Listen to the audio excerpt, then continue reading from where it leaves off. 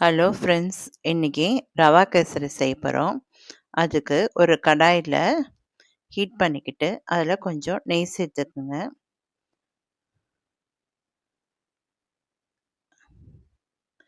நெய் ஹீட் ஆனவுடனே அதில் முந்திரி திராட்சையும் நல்லா ஊற்றி கிளறிக்குங்க.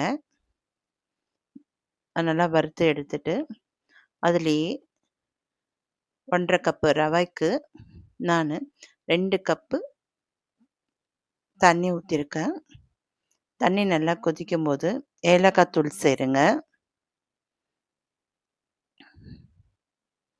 தண்ணி நல்லா கொதிச்ச உடனே ரவையை ஆட் பண்ணிக்கோங்க. நான் ரவையை முந்திரி பருப்பு வறுக்கிறதுக்கு முன்னாடியே வறுத்து எடுத்துட்டேன்.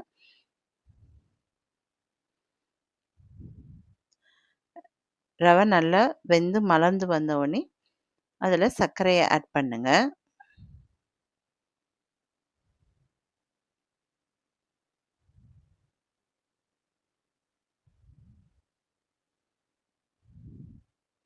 சர்க்கரை போட்டு நல்லா வேகட்டும்.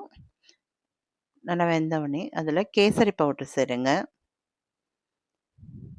கொஞ்சம் கொஞ்சமாக தேவைப்படும் போது நெய் சேர்த்துக்கோங்க.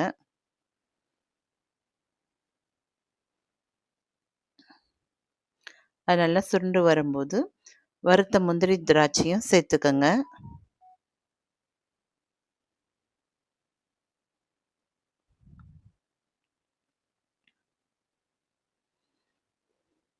கேசரி ரெடி ஆயிட்டு. உங்களுக்கு பிடிச்சிருந்தா லைக் பண்ணுங்கள், ஷேர் பண்ணுங்கள், சப்ஸ்கிரைப் பண்ணுங்கள். நன்றி.